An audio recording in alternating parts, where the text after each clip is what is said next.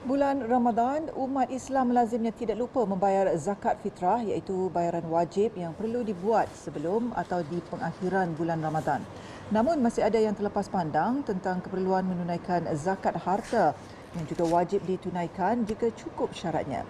Menurut Ketua Pegawai Eksekutif Pusat Pungutan Zakat Majlis Agama Islam Persekutuan PPZ Mawib, Abdul Hakim Amir Osman, selain zakat fitrah, PPZ Mawib turut menyediakan saluran untuk membayar zakat harta dan juga wakaf serta berinfak untuk mendapatkan ganjaran berlipat kali ganda di bulan suci ini.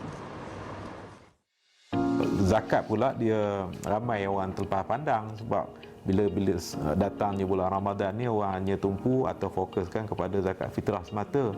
Sedangkan zakat ini bukan hanya zakat fitrah, dia mencakupi juga zakat harta. Zakat adalah sesuatu ibadah yang diwajibkan kerana zakat ini merupakan salah satu daripada rukun Islam yang 5. Zakat ni perlu kita tunaikan terlebih dahulu. Lepas itu barulah kita ikuti dengan ibadah-ibadah sunat yang lain seperti sedekah, berwakaf dan sebagainya. Zakat fitrah ialah bayaran wajib yang perlu dibuat sebelum atau di pengakhiran bulan Ramadan.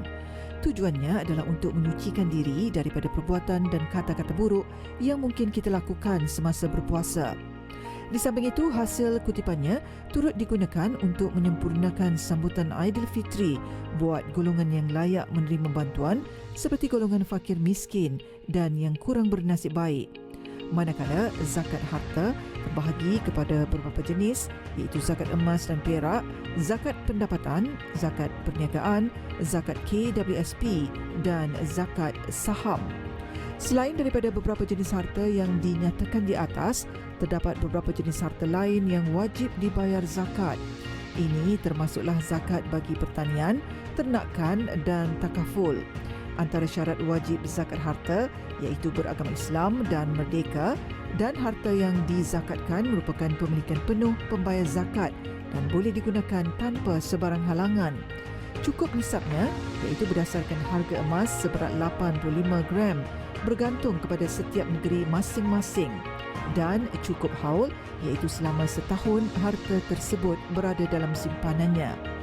Menurut Abdul Hakim, PPZ Mawib sentiasa komited dalam memudahkan umat Islam membayar pelbagai kaedah sama ada secara bersemuka atau atas dalam talian.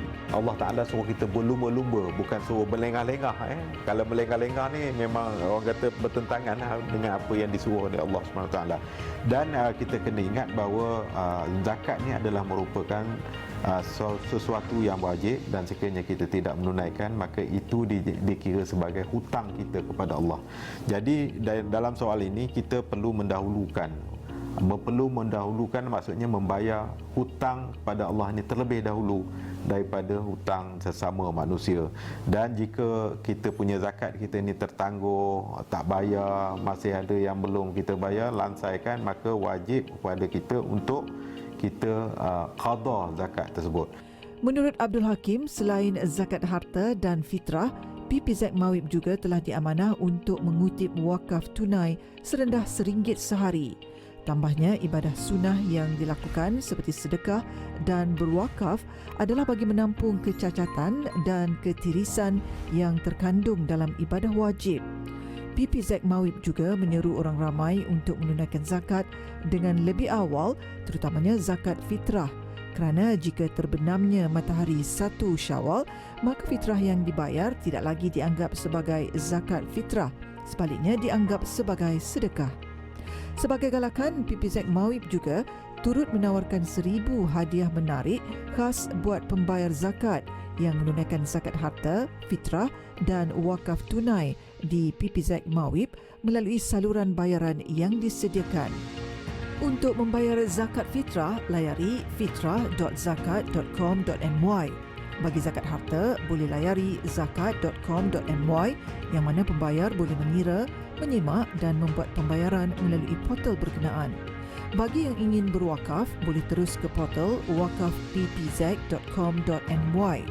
Selain portal dalam talian, PPZ Mawib juga menyediakan 10 kaunter pembayaran zakat yang terdapat di seluruh wilayah Persekutuan Kuala Lumpur, Putrajaya dan Labuan. Kaunter pembakaran zakat dibuka 7 hari seminggu dari jam 8.15 pagi hingga 4.30 petang.